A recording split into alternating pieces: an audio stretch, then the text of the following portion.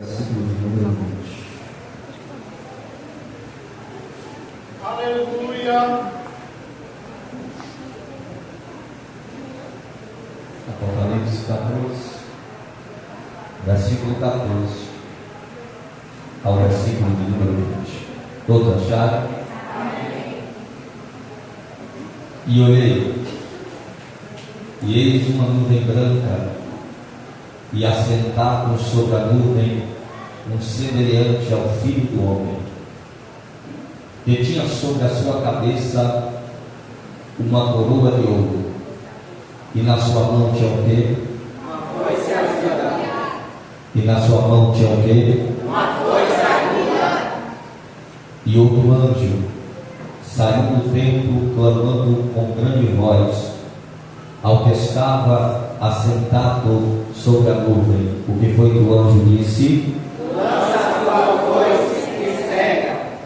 O que foi que o anjo disse? Lança a tua foice e cega. A hora de ceifar é o quê? A hora de ceifar é o quê? Porque a colheita já está Madura. Porque a colheita já está Madura. e aquele que estava assentado sobre a nuvem fez o quê? Deu a sua foice à terra. E a terra foi o quê? E a terra foi o quê? Cegada. Saiu do templo, está no céu outro anjo, o qual também tinha uma foice aguda, e saiu do altar outro anjo, que tinha poder sobre o fogo, e clamou com grande voz ao que tinha a foice aguda, dizendo: lança a tua foice aguda e vidima o quê? Os gatos da vida da terra. E vidima o quê? Os gatos da vida da terra. Porque o quê? As ruas estão maduras. Porque o quê? As ruas estão maduras. Versículo 19. E o anjo fez o quê?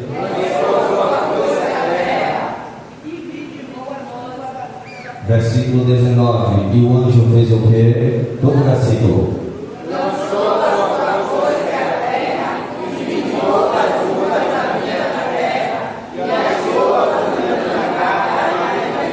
Do grande lagar de quê? Do grande lagar de quê? E o lagar foi pisado fora da cidade, e saiu sangue do lagar, até aos freios dos cavalos, pelo espaço de 1.600 estádios. Amém. Poder ser. Aleluia. Glória. Glória a Deus.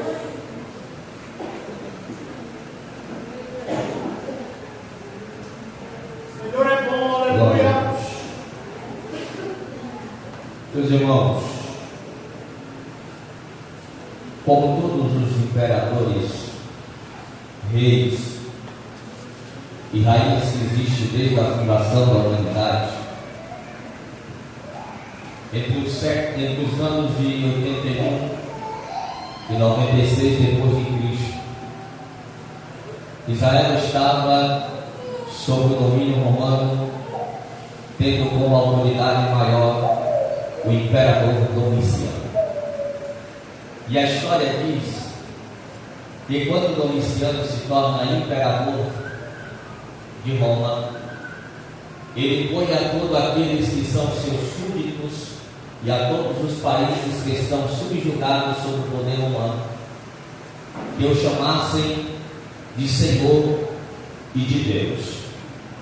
Entretanto, a igreja que foi fundada em Pentecostes, no capítulo de número 2 de Atos dos Apóstolos, e se propaga sobre a terra, é uma igreja que aprendeu com seu Senhor Jesus que o único Deus que nós devemos nos prostrar e adorar é o Deus de Israel, o Senhor Jeová, Criador dos céus e da terra. A promoção que é propagado, esse edito de Domiciano, dizendo que todas as pessoas deveriam chamar de Senhor e Deus, Da mesma forma que Faraó se considerava um Deus, e da mesma forma que todos antes e depois deles se consideravam poderosos ao ponto de serem adorados. Na história da igreja, na história que nós lemos na Bíblia, é fato que muitos imperadores e reis queriam se colocar na condição de Deus e de ser adorado pelos seus súditos. Quem não se lembra da história de Nabucodonosor, quando ele faz uma grande estátua e coloca no Egito que todos se prostrassem e adorassem a ele. E a Bíblia diz que Daniel, juntamente com seus amigos Mesaque, Sedraque e Abednego, Ananias, Azarias e Misael, não se prostra perante a grande estátua e como consequência são lançados à cova e também a fornalha que ardia. Quando nós vemos a história do rei Herodes, a Bíblia diz que ele foi comido de bicho porque não deu glória a Deus. Porque quando nós vemos a Bíblia no livro de Ezequiel, nós vemos a grande estrela sendo lançada do céu abaixo porque queria colocar o seu trono na mesma altura do trono de Deus. Quem era essa grande estrela? Lúcifer, que posteriormente foi chamado de diabo e Satanás.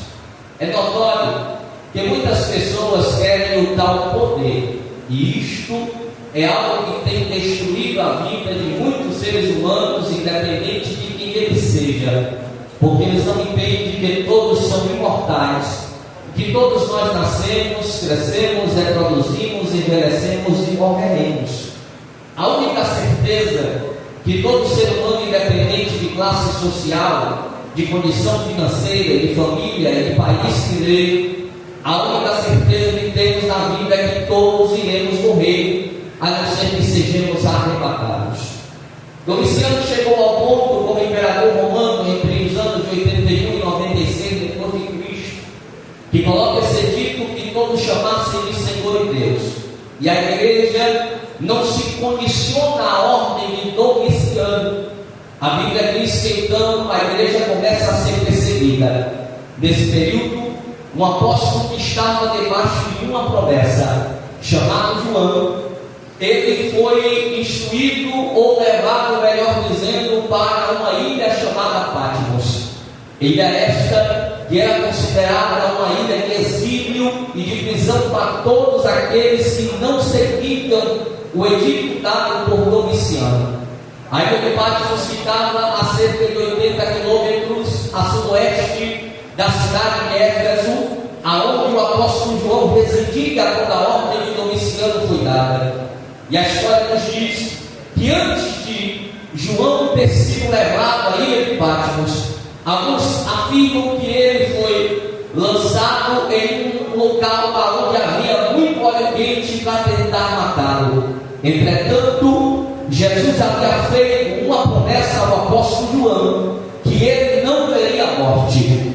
Eu não posso afirmar que tipo de óleo foi jogado João para que morresse, porque eu sei que na época não existia óleo diesel queimado, porque não havia sido descobertas as fontes dos óleos para poder ele ser queimado. Eu também acredito que não foi óleo de soja, talvez fosse óleo de oliveira, que João é lançado para poder morrer. Entretanto, pelo fato de ele estar debaixo de uma promessa, todas as tentativas de matarem a João fracassaram. Como consequência, é dada a ordem por Domiciano que João fosse isolado da ilha de Patmos, que ficava distante de tudo e de todos. É um lugar em que eles usavam como artifício psicológico para tentar fazer com que a pessoa regressasse da sua condição de não chamar a Domiciano de Senhor e Deus e voltasse atrás e servisse-lhe. Entretanto, João estava convicto daquilo que ele estava servindo, do Deus que ele estava servindo, e não iria se prostrar e ceder a ordem dada por Domiciano. Quando eles colocam João na ilha de Patmos, na consciência de todo o comando romano era que João ficaria reprimido por estar isolado de tudo e de todos, entraria, se fosse uma linguagem contemporânea, Entretanto, a Bíblia nos diz que nós temos um verdadeiro amigo chamado Jesus. Enquanto o Império Romano pensava que João estava perdido, isolado em Cristo na ilha de Patmos, Deus usou aquilo como um artifício, no momento em que João estava sozinho, para lhe revelar o único livro profético do Novo Testamento, chamado Apocalipse. Apocalipse é um livro que, sinceramente, as suas interpretações são diversificadas, as suas interpretações são diversas. Algumas interpretações afirmam que o anticristo seria o Papa, outras interpretações dizem que ele é o falso profeta descrito neste livro de Apocalipse. O que eu posso afirmar nessa noite é que o livro de Apocalipse é um livro que tem alguns cenários, algumas coisas que aconteceriam e que já aconteceu hoje e que ainda há de acontecer, mas afirmo que o livro de Apocalipse é um livro que revela tudo quanto acontece nesses últimos dias. Eu quero abrir um parêntese aqui na noite de hoje para lembrarmos de algo que Apocalipse diz, e é escrito no ano de 95 depois de Cristo por João na ilha de Patmos, e disse que chegaria um tempo que as pessoas só venderiam e comprariam quando tivessem a imagem ou o número da besta na mão ou na testa. Nós estamos vivendo dias em que alguns lugares já estão sendo implantados chip de identificação. O que é esse chip? Provavelmente quando chegar no Brasil, quando não sei, ele substituirá a nossa carteira de identidade, ele substituirá a nossa certidão de nascimento, ele substituirá nosso CPF. Todos os documentos serão unicamente registrados nesse chip. E como eu ouvi na faculdade de um professor de economia dizendo que esse chip, o propósito dele é que quando as pessoas cheguem, por exemplo, em uma consulta médica, ela passe o chip do scanner e lá vai dizer todas as doenças que ela tiveram, todos os remédios que ela já tomou, e tudo aquilo será descrito através de um relatório que ficará gravado no chip. Toda a vida das pessoas estará dentro daquele microchip que já foi criado ainda no ano de 2006 pela mesma empresa que é dona do cartão de crédito Mastercard. Desde 2006 esse chip foi criado. Não estou afirmando nessa noite que o chip é a marca da besta. Entretanto, chegará o tempo em que as pessoas só irão comprar e só irão vender se tiver esse chip, porque hoje nós só compramos se tiver o número do CPF. E muitas coisas que financiamos é necessário que apresentemos muitas documentações. E com o propósito de facilitar as nossas vidas, irão colocar todas as informações nesse chip. E como nós gostamos de comodidade, todas as pessoas que não conhecem a palavra irão aceitá-lo pela necessidade e pela comodidade que ele trará. Eu estava com uma passageira no carro nesse dia e nós conversávamos sobre algo interessante. Quem não se lembra do tempo, passávamos 3, 4 horas em uma fila de lotérica para poder pagar uma conta de R$10. Passava o dia todo, às vezes, no sol, estressado, para chegar na boca do caixa, e quando chegar na hora de passar, fazer um pagamento na lotérica, a menina do caixa olhar para mim para você dizer: o sistema caiu, infelizmente não será possível pagar sua conta. Mas hoje nós pegamos o nosso aparelho celular, abrimos o aplicativo do banco e lá fazemos o nosso pagamento. Hoje nós mudamos mais do dinheiro, porque existe um QR Code que faz o Pix e nós acabamos pagando as nossas contas com facilidade. Nós estamos vivendo a era da tecnologia, e a era da tecnologia, graças a Deus, tem trazido comodidade. Mas nós precisamos estar alerta para aquilo que está intrinsecamente descrito na Bíblia Sagrada, principalmente no livro de Apocalipse. Então o livro de Apocalipse é o livro que Deus traz João para a ilha do isolamento, mas não o deixa só. João tem o privilégio de ver, ouvir e contemplar tudo o que aconteceria no presente, no futuro próximo e no futuro desses últimos dias, João tem revelações esplendorosas. O livro de Apocalipse começa as 7 igrejas da Ásia. Depois o livro fala sobre as pragas, sobre os cavalos brancos, cavalo vermelho, cavalo preto, cavalo amarelo. Cada um destes cavalos, simbolicamente, ele representa algo, uma fase da história da humanidade. A história também de Apocalipse fala sobre 7 chifres, que eu talvez poderia afirmar que talvez seria o G7, que é as 7 maiores nações do mundo, economicamente falando. Só que o 7, ele também tem 10 chifres, a 7 tem os 10 chifres, que provavelmente são as nações que dependem dessas outras 7 nações.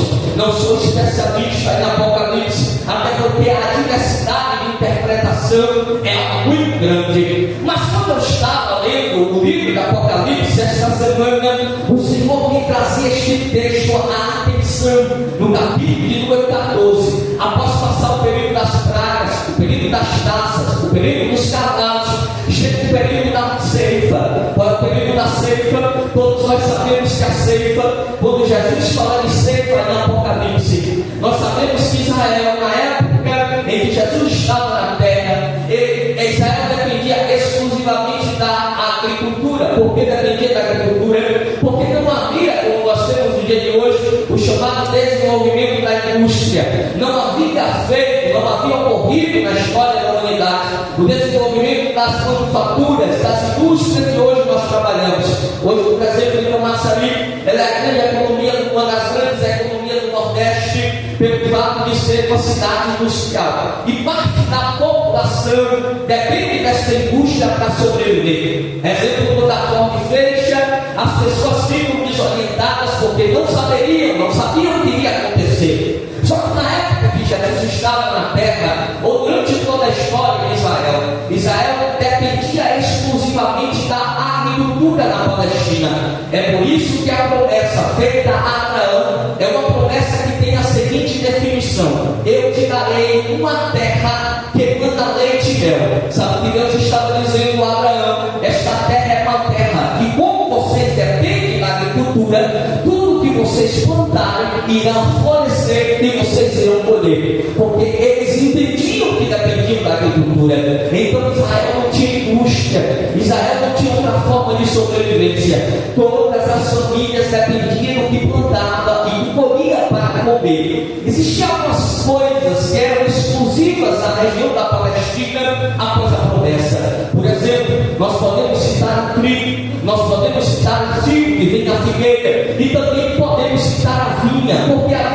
Porque toda família, segundo alguns historiadores, tinha um quintal em sua casa com um vinheteiro. Eles plantaram uvas para poder colher. A uvas poderiam ser usadas como suco de uva, a uva também poderia passar por um processo de descanso para virar um vinho sem álcool, a uva também poderia ser seca para se tornar uvas passas, ou ela poderia também ser consumida na hora da sua colheita. O que eu posso afirmar nesta noite é que na Palestina a única fonte de renda era a agricultura. Então Jesus, ele tinha uma linguagem simples para que o povo pudesse interpretar aquilo que estava sendo pregado. Quando estão ouvindo, diga glória a Deus. Jesus tinha uma linguagem simples para aquilo que estava sendo ensinado. Jesus não gostava de uma linguagem difícil. É por isso que muitas vezes nos 4 evangelhos nós vamos ver Jesus falando por parábola, porque parábola é um tipo de comparação, segundo a linguagem da língua portuguesa, uma tipologia que ele usava para explicar algum ensinamento que ele poderia passar. Então Jesus sempre falava por parábola, e por isso que Jesus sempre usa a colheita, a plantação, a agricultura, tanto a plantação de trigo, quanto a plantação de figo, quanto a plantação de vinha, para explicar aquilo que ele queria ensinar acerca do seu reino. Jesus sempre usou essas expressões. E quando ele faz as revelações a João, no livro de Apocalipse, quando ele quer falar acerca do último tempo, o tempo em que ele vai colher, que ele vai tirar a igreja da face da terra, ele usa a simbologia da ceifa. Porque Jesus começa lá nos evangelhos dizendo que nós que ouvimos, aceitamos a ele como Salvador, somos uma semente, que às vezes essa semente que é a palavra Deus é lançada em uma terra que tem pedras. Quando a semente é lançada em terra que tem pedra, que neste caso a terra somos nós, essa semente não germina porque não tem terra para germinar. Jesus também diz que existe semente que é lançada sobre espinhos, e quando a semente é colocada entre espinhos, ela até germina, ela até cresce, mas ela não consegue desenvolver, porque os espinhos, as adversidades, as tribulações acabam sufocando a semente, e como consequência a semente acaba morrendo. Então Jesus usa essa comparação, mas também Jesus diz que existe semente que é lançada em terra boa, e quando a semente ela é lançada em terra boa, ela dá frutos, dá 1, dá 10, dá 100, dá 1000. Jesus usou sempre a questão da plantação para poder explicar acerca do seu reino. Quando ele diz a expressão assim, aquele que coloca a mão no arado e olha para trás, não é digno do reino de Deus. Por que Jesus usa a expressão arado? Porque todos nós sabemos que na época em que Israel iria produzir, ele primeiro precisava trabalhar a terra. E o que era o arado? Arado era um equipamento, às vezes feito de madeira, que tinha uma ponta que era lançada na terra. Para quê? Para cavar a terra, para abrir buraco. E não podia, durante o processo em que os animais puxavam o agricultor olhar para trás, porque se ele olha para trás, aquela semente não estaria alinhada, ou seja, ele teria que recomeçar tudo de novo. Então Jesus, para explicar acerca do seu reino, ele diz àqueles que ouviram dizendo: aquele que bota a mão no arado não pode olhar para o lado, não pode olhar para a direita, não pode olhar para a esquerda, e muito menos olhar para trás, porque aquele que começa, ele precisa chegar no objetivo. Então Jesus sempre se preocupou em expressar o seu reino desta forma. E a Bíblia diz que ele revela a João os últimos dias. E quando ele começa no capítulo de número 14, a partir do versículo de número 14, que eu divido em duas partes. A primeira parte está no versículo 14 até o versículo de número 16. Nesta parte, a Bíblia diz que João vê em cima de uma nuvem branca um homem semelhante ao Filho do Homem. Quem era o Filho do Homem? Segundo o escritor, o profeta Joel, segundo o próprio Isaías, o Filho do Homem é chamado de Jesus. Por que Filho do Homem? Porque ele veio à terra como filho de Maria e de José e descendente de Davi. Por isso é expresso que Jesus é o Filho do Homem. Então João viu o Filho do Homem sobre uma nuvem, e de repente nesta nuvem o Filho do Homem está com uma foice. A foice da época é a mesma foice que nós vemos nos últimos dias. É aquela foice afiada que quando passa sai fazendo destruição. Aí o anjo no versículo 15 olha para o homem vestido de branco sobre a nuvem e diz a ele: o tempo é chegado, é tempo da colheita, é tempo de cegar, é tempo de ir até a seara. Porque a expressão seara no original grego quer dizer que a plantação está madura, está pronto para a colheita. Quando eu vejo essa expressão, eu lembro de Jesus olhando para os discípulos antes de morrer, ressuscitar e assentar-se à destra de Deus. Quando é questionado pelo discípulo sobre o tempo do fim, ele diz assim: eu não sei, e muito menos os anjos no céu, mas somente meu Pai. Porque alguns teólogos chegam a afirmar que Jesus expressa desta forma pelo fato de ele ainda não ter vencido a morte, mas após ele vencer a morte e se assentar à destra de Deus, é informado sobre o tempo em que a seara iria acontecer e que a ceifa ocorreria. No capítulo 14, versículo 15, 14 e 16, o anjo olha para Jesus e diz assim: chegou o tempo de o Senhor colher as suas ovelhas, o Senhor colher os seus trigos. Aí o que diz a Bíblia? O homem de branco, o Filho do Homem, pega a sua foice e passa sobre a seara. Sabe o que é isso? É a igreja de Cristo que está sendo tirada da terra. Para quê? Para encontrar-se com o Senhor. Segundo o costume da época, quando alguém fazia a colheita do trigo, ele pegava os molhos de trigo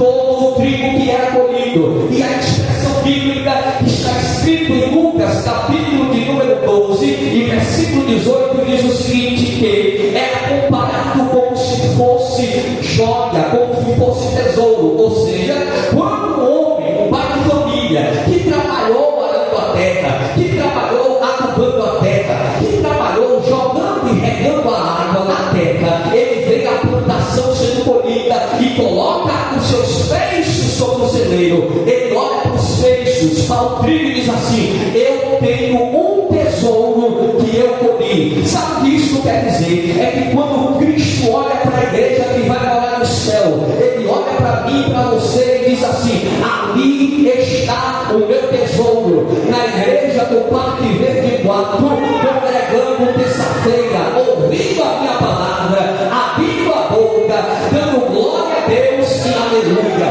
Eu e você somos um tesouro para Cristo.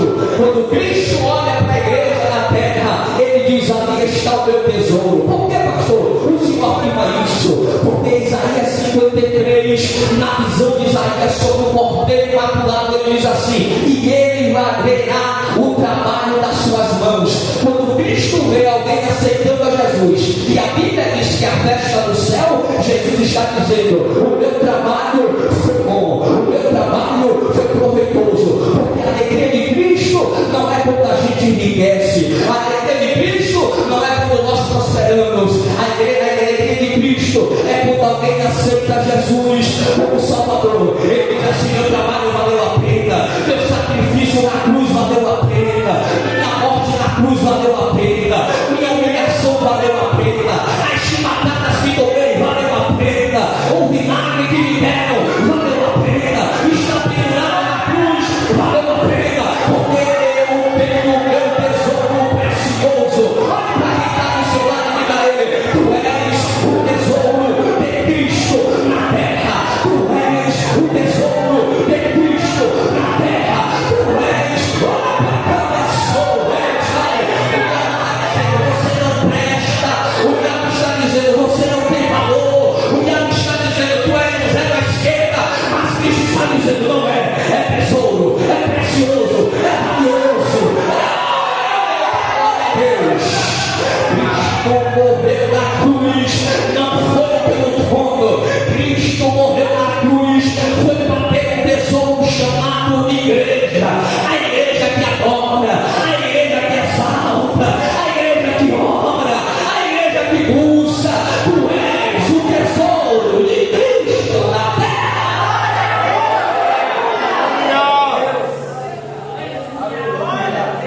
Quando o pai de família fazia a colheita do trigo, que separava o trigo e colocava dentro do celeiro, ele olhava com o brilho nos olhos: aí está o meu tesouro. E a alegria de Cristo é quando ele pega a igreja e coloca dentro do celeiro. Porque dentro deste celeiro, dentro desta plantação, existe também algo chamado joio, que a Bíblia chama de sementes plantadas pelo inimigo. Como é o joio, pastor? Quando ele é lançado na terra, enquanto ele está em mesmo movimento, ele tem a mesma aparência do trigo. Entretanto, em vez de crescer amarelado como trigo, ele se torna preto. E quando alguém come o joio pensando que é trigo, ele é capaz de passar mal e até mesmo trazer consequências de morte. E quando os anjos dizem assim: existe trigo no meio do joio, o joio no meio do trigo, e os anjos querem ceifar, Jesus disse: deixe para a colheita do último dia, que eu separarei o joio do que é o trigo. Dentro da igreja existe o joio que é precioso para Cristo, ou desculpa, o trigo que é precioso para Cristo, mas também existe o joio que muitas vezes é plantado pelo inimigo para tentar atrapalhar aquele que está trabalhando para entrar no céu. Quando a pessoa começa a se desenvolver, quando a pessoa começa a se aproximar de Deus, a primeira coisa que ele olha e diz assim: para que tanta oração? Para que tanta consagração? Para que tanta dedicação? relação, para quem está tanto na igreja, porque quando as pessoas não sabem qual é a nossa relação com Deus, ele não entende. Quantas vezes alguém olhou para você e disse: por que você anda tanto dentro da igreja? Principalmente alguém dentro da nossa família que ainda não é crente, olha para mim, para você e diz assim: por que não vai tanto para a igreja? Vai morar lá dentro? Ele não entende o que estamos e o que fazemos aqui dentro é melhorando o nosso relacionamento com Deus. Quando Jesus olha para a igreja, o ano de ceifa está pronto, e a Bíblia diz que ele colhe o seu trigo e guarda dentro do celeiro. Quando a seara está madura, segundo o costume da época, quando o agricultor percebia que a seara estava madura, o que ele fazia? Colocava vigias para observar se ladrões não iriam matar, arrancar ou roubar a seara que já estava pronta para a ceifa. Satanás, ele está se andando, ele está bramando como leão, porque ele sabe que a seara de Cristo já está madura. A qualquer momento a igreja será arrebatada, e aqueles que estão aqui dentro, ele está maquinando, planejando, trabalhando para tentar arrancar das mãos do Senhor. Quando um pai de família sabia, quando um chefe de família, quando um fazendeiro, quando um agricultor percebia que estava chegando o tempo da colheita, que a seara já estava pronta, ele colocava vigias acampados para vigiar a seara. O diabo quer roubar aquilo que Deus te entregou.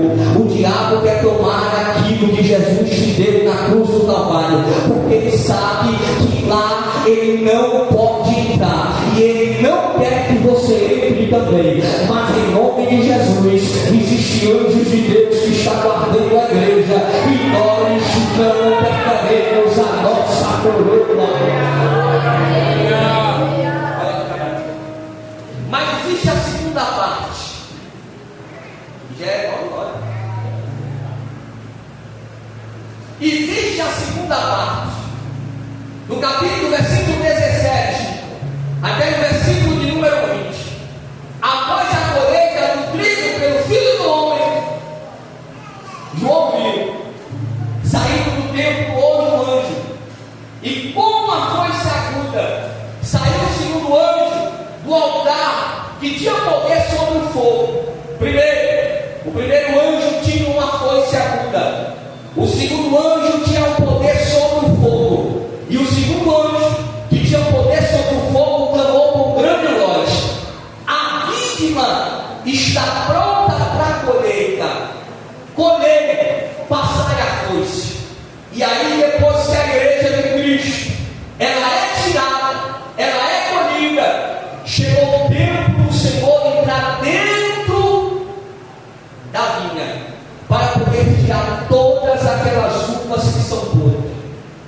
Quando a Bíblia fala do versículo 17 ao 20, de que ele viria, e que o anjo com a foice iria cortar, é sinal de destruição. Olha para mim, todos aqueles que ao longo da história, porque esse versículo 17 ao 20, da mesma forma que Daniel trata sobre isso, da mesma forma que Joel Pascatileiro trata sobre isso, aqui está falando sobre a vingança de Deus, sobre todos aqueles que viraram as costas para ele e para seu Cristo, todos aqueles que zombaram da minha e da sua fé, todos aqueles que diziam que a sua filosofia, que o seu conhecimento, que a sua capacidade, que a sua condição financeira poderia dar aquilo que eles queriam, como existe hoje um homem gastando dinheiros e dinheiros para poder descobrir a fonte da eternidade. São pessoas que não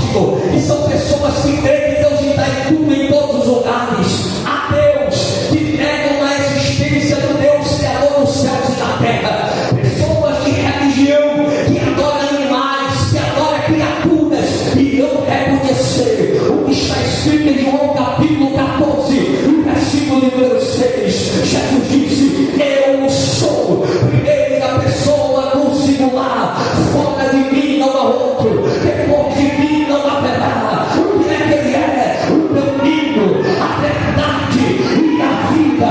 Nós podemos não ter um caminho de faculdade, nós não podemos ser um filósofo como Sócrates, como Platão, como Aristóteles, mas nós conhecemos o verdadeiro conhecimento da verdade, que é a palavra de Deus. E a igreja que ouve, que pratica, que obedece, esta será tirada da terra e estará com Cristo, juntamente com os 3 animais e os 24 anciões, dizendo: Santo, Santo, Santo, Santo, Santo, Santo. Você pode dizer: Santo, Santo.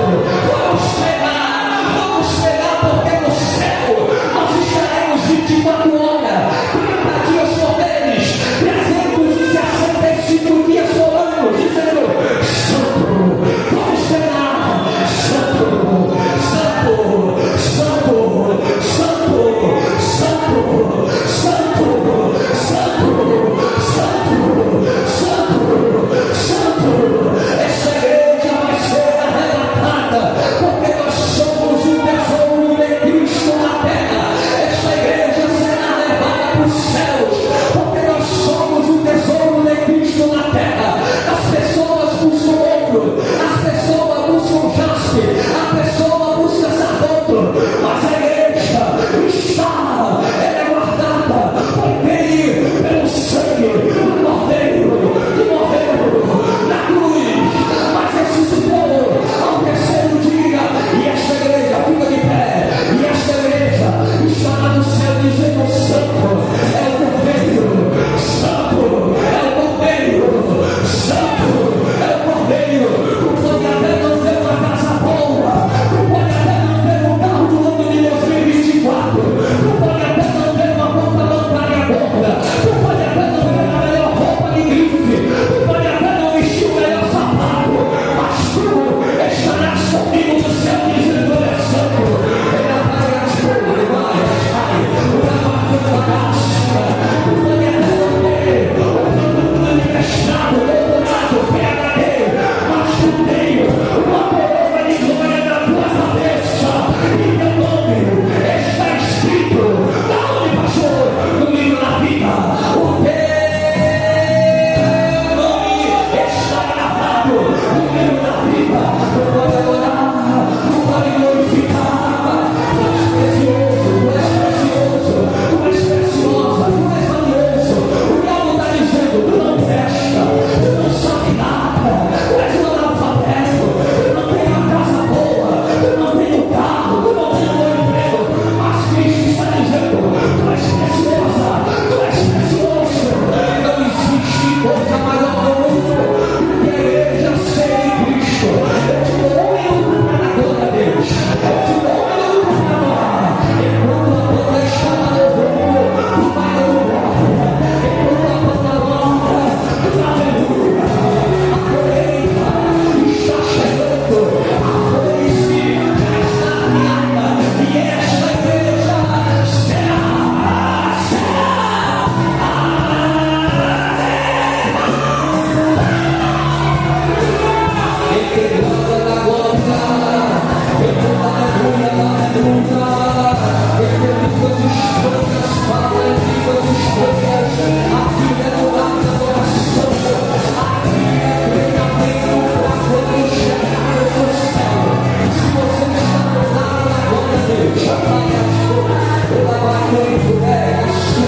Eu sinto a presença de Jesus no meio da igreja. Quem tem glória, glória a Deus, glória a Deus, glória a Deus. Quem tem aleluia, aleluia, quem tem glória, glória. Mas não fica de boca fechada, porque tu és precioso e tu irás morar no céu.